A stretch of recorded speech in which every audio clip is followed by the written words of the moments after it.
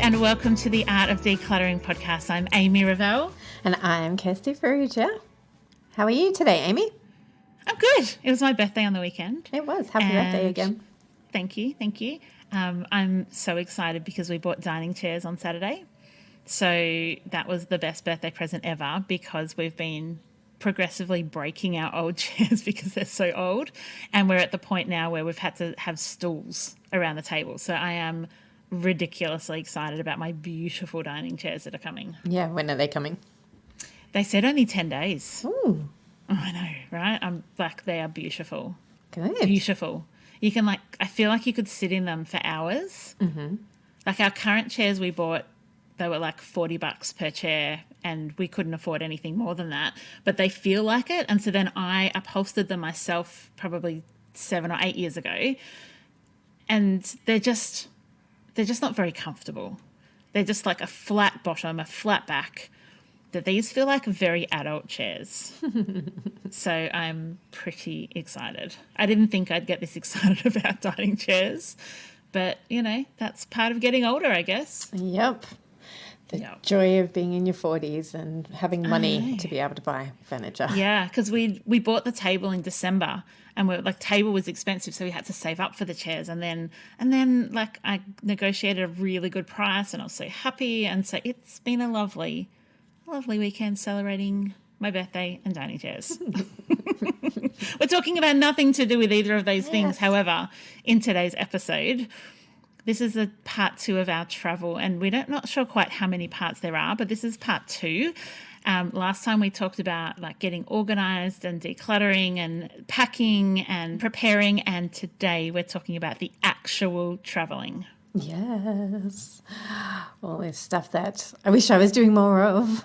Yes, we've got quite a few staff travelling at the moment. We've got someone about to head to Ireland, someone about to head to Scotland, someone about to head to the States, someone who's just come back from the Philippines. And I feel, Kirst, that like it's just a bit of a tease for you to see everybody else going and you're not going overseas. Yeah, just block them all and don't talk to any of them.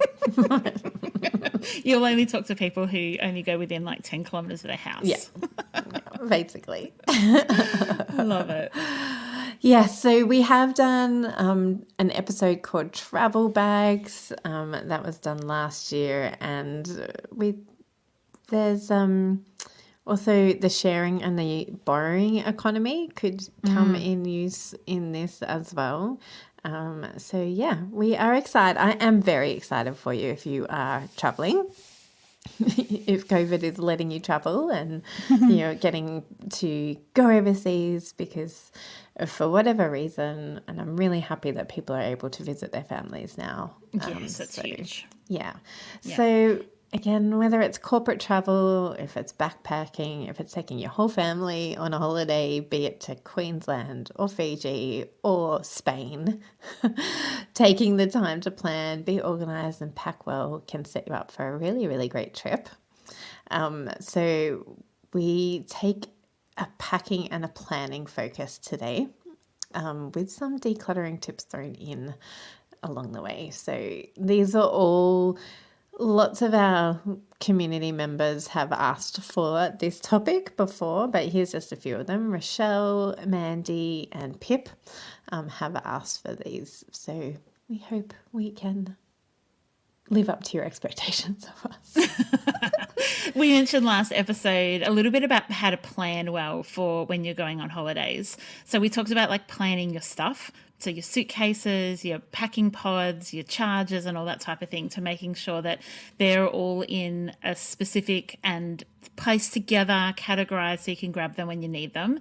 If you haven't listened to Travel Part 1, just scroll back. I think it's maybe 2 or 3 episodes back, so you can listen to that. But that is a really important, that's our foundation and our framework for going on holidays and traveling well, is to be really organized before you leave. That's part of it. And then we're going to talk about today, once you're like out the front door, how do we make your trip a nice, organised, not having to deal with excess clutter type of trip? And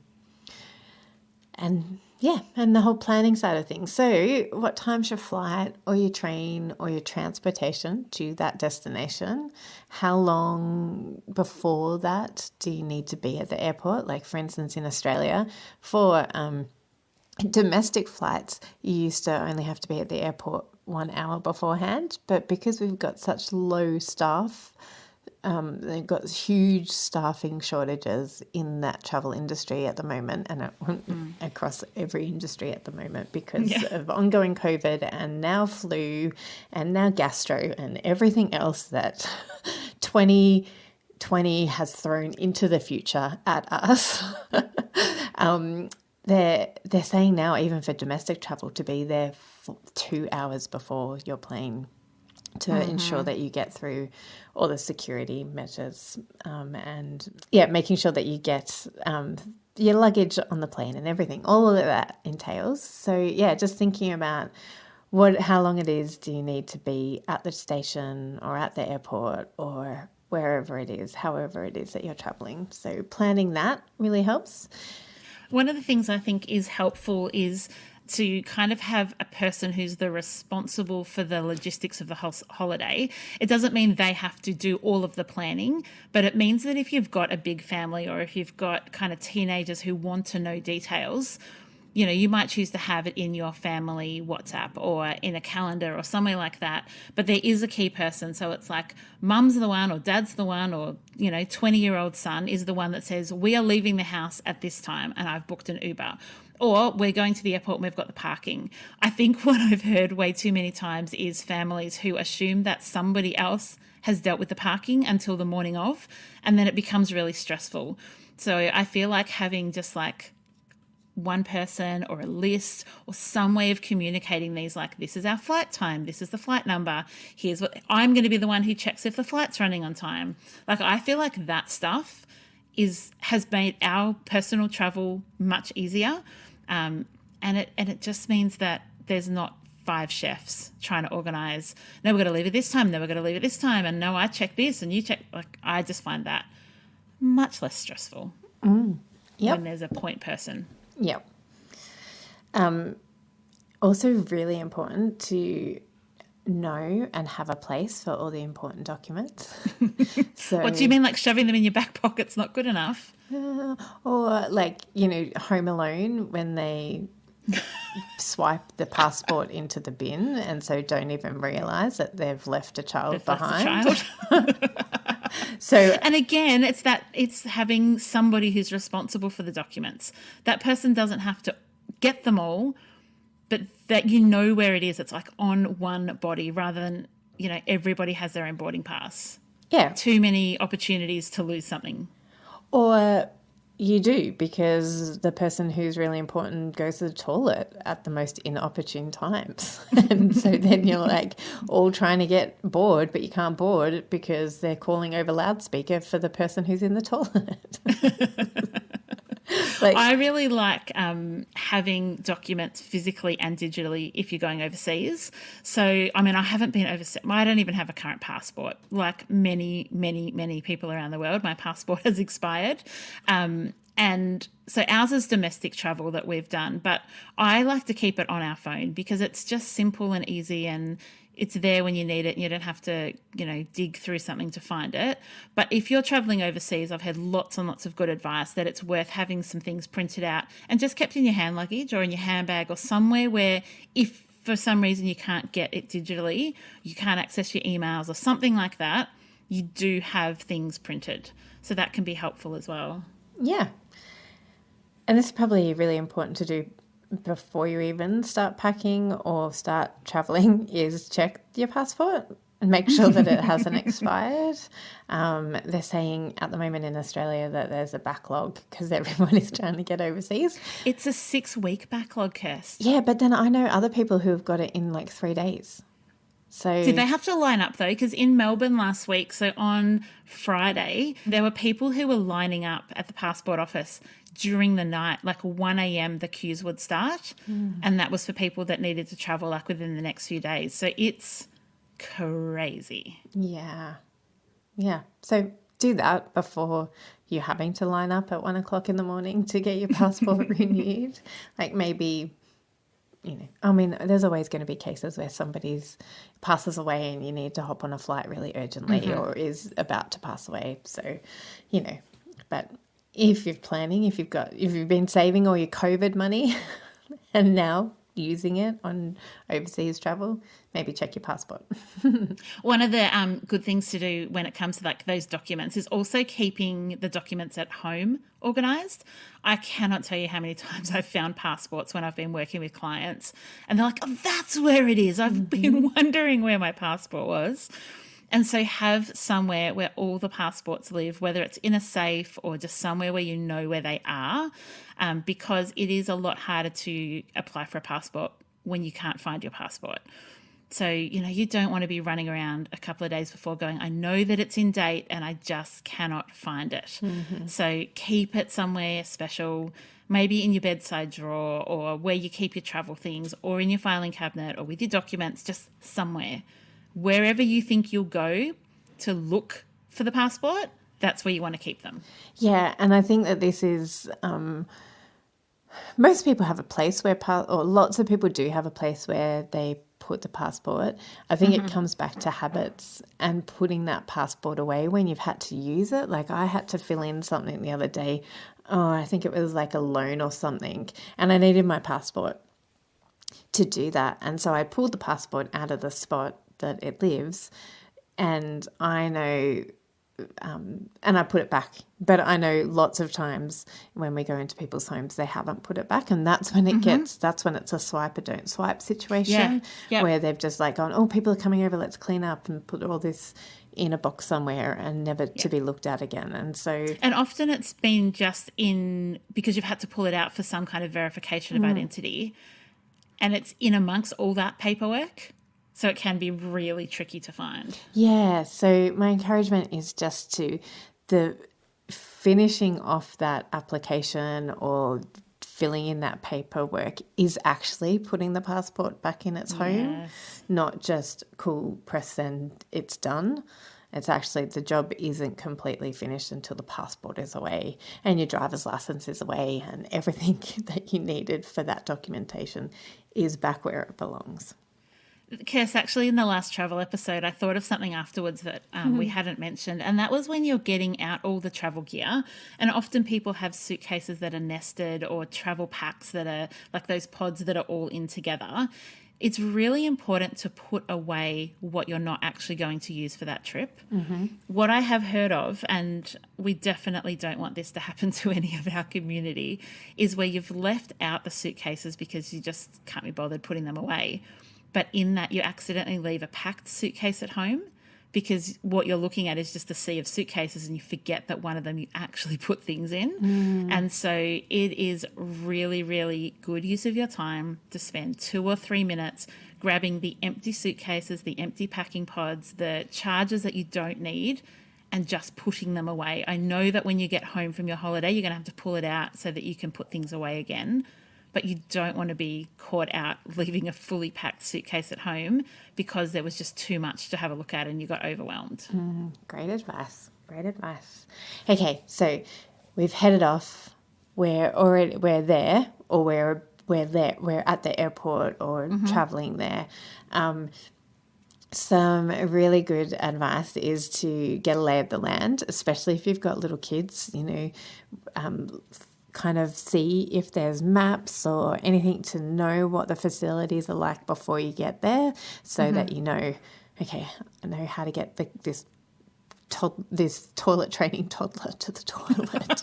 Yeah, that wouldn't be fun, would it? Yeah, and I forgot the nappies because they're normally toilet train, like, oh my gosh, now I'm being scared, taken back to that time of my life. But yeah, and checking out, Google Maps is awesome for that. You can see how far away your hotel is from the supermarket, from the beach, from all of that. So just getting a lay of the land. And then when you are there, are you the type of person, I think you mentioned this last week, Amy, but I'm sorry, or last time we recorded on this,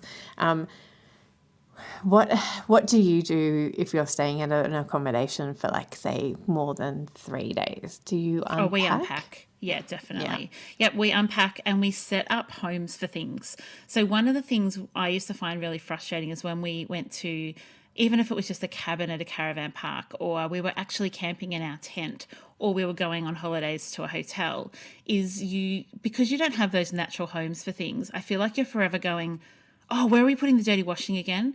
Where are we putting the hotel key? Like, where's the spot that I go to look for that? Where's my wallet? Where's my keys? And the sun hat and the sunscreen?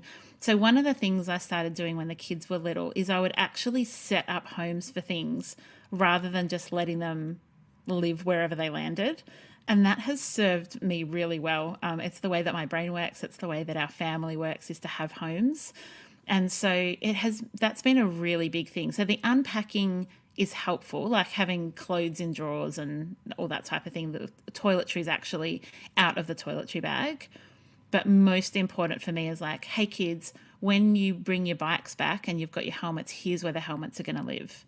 And so that for me has been one of the biggest, yeah, I do it now even when I travel for work, is I'll think, okay, what's the homes for these items going to be? So that's been really, really, really helpful. And if that would work for you, give it a shot. How do you do, Kirst? Yeah, we do the same. We unpack. I think if it was, I don't though. Like if I'm traveling by myself, I just live out of the suitcase. Like, and it obviously depends on the circumstances and the space. Like at my parents' house, when I used to come down to record the podcast, there wasn't like they didn't have any wardrobes for me in their spare room, so the suitcase was fine.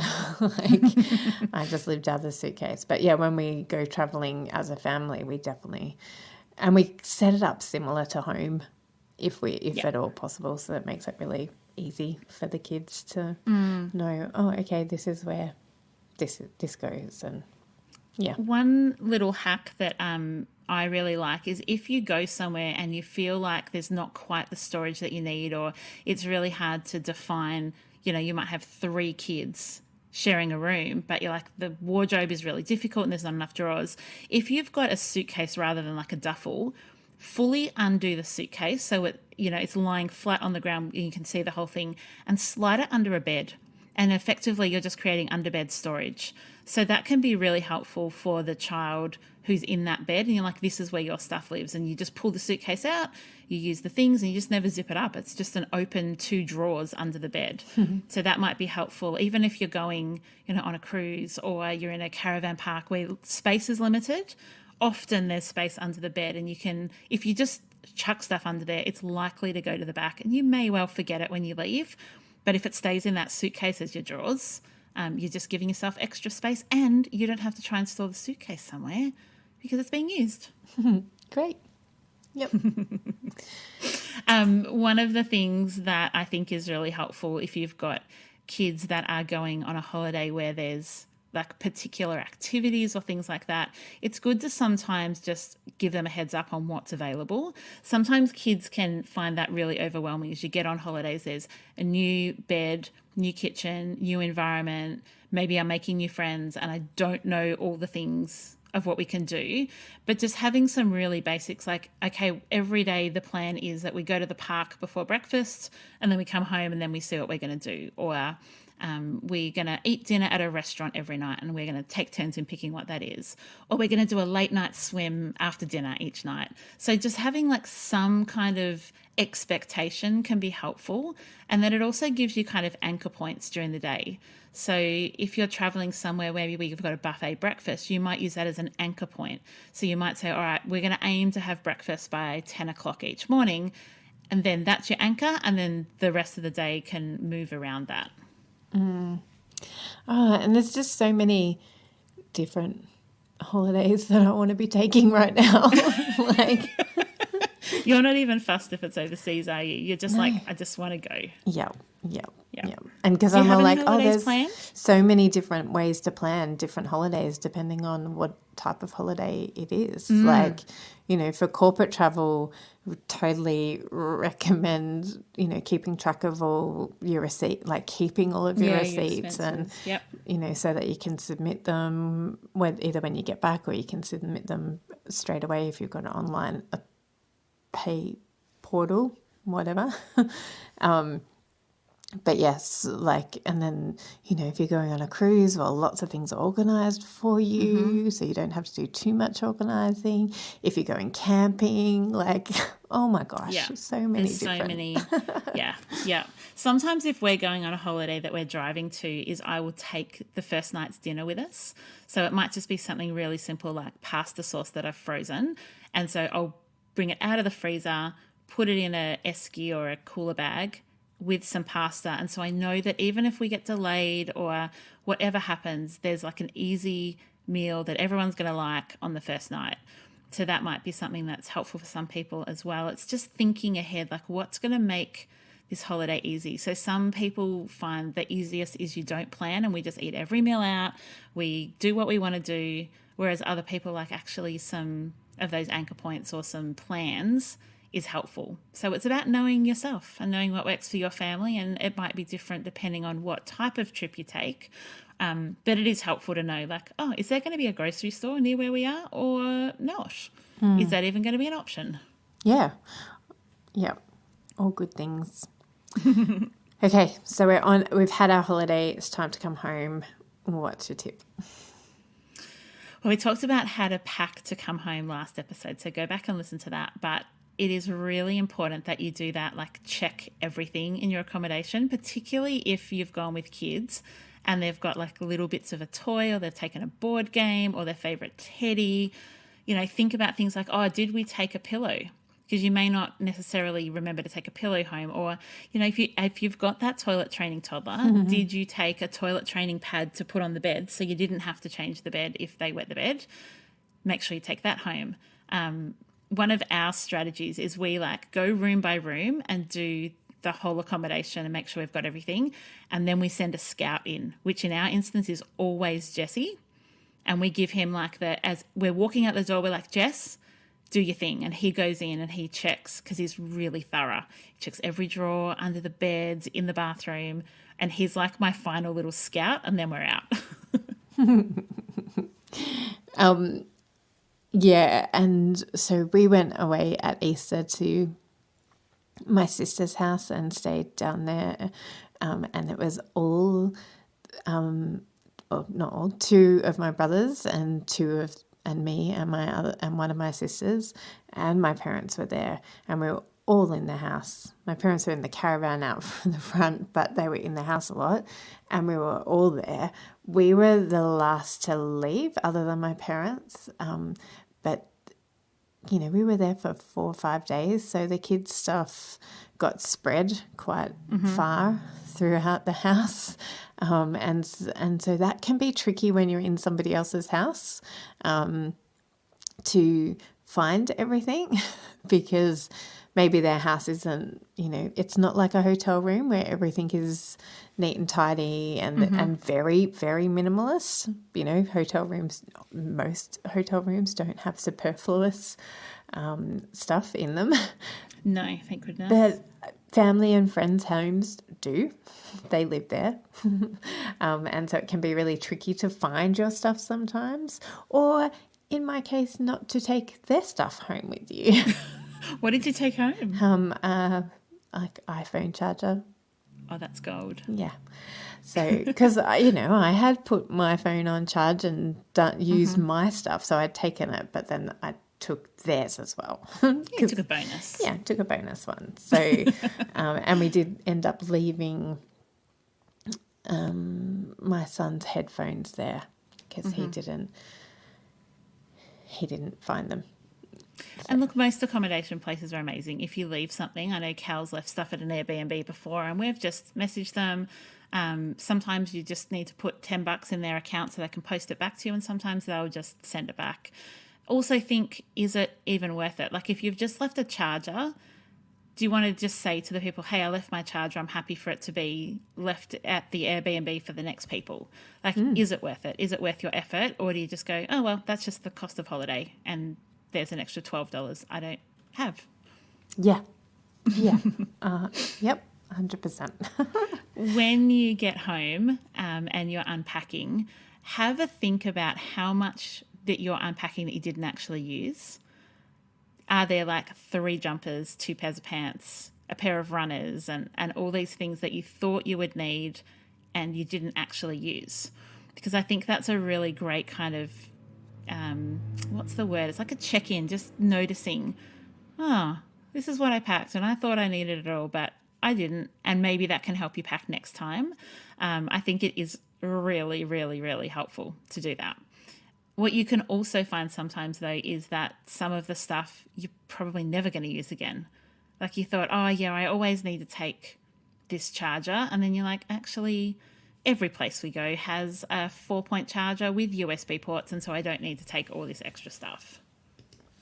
Yeah, 100%. Or I took that, charger, like the adapter, over to America, and actually I didn't use the 5 that I took 5 with me, but actually 2 was enough.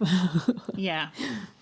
So one of the things we sometimes do, and this is just an easy decluttering way, if we're going on a holiday that is like a beach holiday or a chill holiday where we don't have to care what we're wearing or whatever, if the kids have got clothes that they've nearly outgrown or that has a stain on it or something, or, when the undies are getting to the point where the elastic's almost gone, sometimes we take those on holidays with us and then chuck them rather than bringing them back.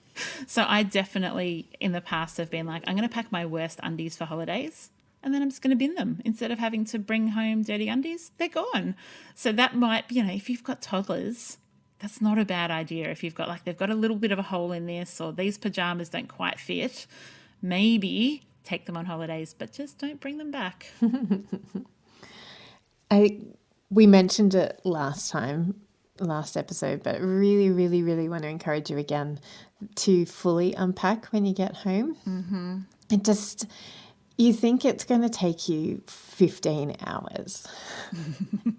Well, that's what I presume, because so many people don't unpack. Yeah. And I'm like, what is their hurdle to unpacking? And so if for you think it's a time thing, then just challenge your assumptions and see how long it takes you to unpack. And, it may be half an hour. And then you can claim back all of that mental load of walking past the suitcase every day until it disappears from your line of sight, because it's become a piece of furniture in your home that lives in your bedroom. Yeah, and it really doesn't take that long. No. I say to people sometimes you're better off literally just emptying the contents of the suitcase on the floor and putting the suitcase away, because then you're going to slowly put away the things in it. Having it in the suitcase is almost like, oh, well, I'm going to use it anyway. What's the point? Yeah, it's a drawer, like you said. Get rid of the suitcase. Literally tip it out on the floor if that's going to help you. But I also think there's part of, we used to call it, I don't know if anyone else uses this term, but like the post-camp blues. Yeah. Is when you'd go on school camp and you'd come home and you're like, oh, my family sucks. I want to be back with my friends, having fun, sleeping in a shared cabin. And so there's a little bit of like, oh, it's crap being back home. I don't want to unpack. I'm in denial that I'm back home. But actually coming home and feeling settled quickly will leave you with a much better taste in your mouth than if you come home and you resent being home, because all of a sudden you've just cluttered it up and it's not the same and it's not as neat, it's not as tidy. Now, why do we prefer hotels? Because they're minimalist. And when we come home, we leave our suitcase on the floor for 15,000 weeks and we wonder why our home doesn't feel like a hotel room. Do you know, Cass, that's literally the next thing I was going to say is when you get, no, this is good, because when you get home, sometimes you kind of walk in, you're like, oh, I'm home. Think about what it was about the place that you stayed that felt so free. Is it because there was only 8 plates for 8 people or 4 plates for 4 people, and you have such a large collection that the dishes build up because it doesn't matter? Is it because you wore the same clothes and it didn't matter that you weren't wearing a new outfit every day? Is it because you played a board game after dinner instead of all sitting around on devices? Like, what is it about the holiday that you loved that you can bring back into your home? Because you may not be able to bring back the weather. You may not be able to bring back the annual leave. You may not be able to bring back all of the food and those types of things. But can you bring back some of those things that are transferable? because that's ultimately what we're often looking for in a holiday, is a change of scenery. Can home become that to some degree? Yep. And it's awesome because you can have fresh eyes too. You can walk around your home and go, and not only bring experiences back from the holidays into your home and practices like the board game after dinner, but you can also be like, okay, what didn't we miss on holidays that now is overwhelming us in this home, like the dishes, but also like furniture and like so much stuff. It's a great opportunity to then turn your eyes towards your house and go, okay, how can I, what can be decluttered from my home now that I am home and I want to enjoy my home a bit more. Yeah, I love that idea. Love, love, love. Speaking of love, love, love, we I didn't even realise I know. that. We have a review from Ray B26 from Ireland. It was left just on the 15th of May, and the title, it was on Apple Podcast Review, and the title says Love, Love, Love from Ireland. And Ray B says, I found this podcast a few months ago and can't stop listening to it. The ladies are so full of energy and joy. The podcast is so informative, practical, and relatable. I've done other methods of decluttering before, but have always gone back to my old ways. I'm a full-time working mother of 2 small children, so I'm working bit by bit through our stuff and find the fact that this podcast isn't all or nothing amazing. It has helped me to realize that it's okay not to do everything all at once, other than unpack your suitcase. There are times where I can hear Kirsty and Amy's voices in my head reassuring me it's okay to let an item go. Thanks so much for all you do. And a love heart. Oh, thanks, Raby. This week, if you are a full-time working parent, if you work 38 hours or more, very specific, that's what we like, we would like you to leave us a review. We know that you're time poor, but we do hope that if you're a listener to the podcast, maybe you listen on the train or you listen in the car, next time you stop, next time you have a moment, would you jump onto Apple Podcasts or Spotify and leave us a review? It does help lots of people to find us. Our Facebook group has been going bananas. We're welcoming in, at least 1,000 people a day at the moment. But lots of those people have never heard of the podcast. So your reviews really do help us to share the goodness of the podcast with lots of other people. And it's an encouragement to us too, because we get to read them and know that what we're doing is making a difference. So we hope you have a lovely week. We hope you are inspired to dream about your next travelling and planning for your holidays. So we can't wait to be in your ears again next week, and we hope you have a great week. See you then.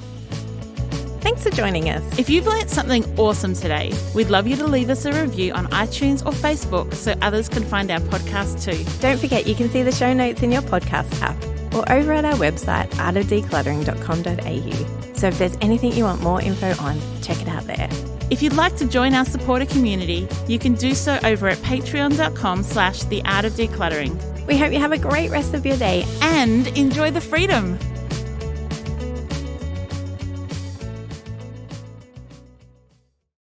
We acknowledge the traditional owners of country throughout Australia and recognise their continuing connection to land, waters and culture. We pay our respects to their elders past, present and emerging.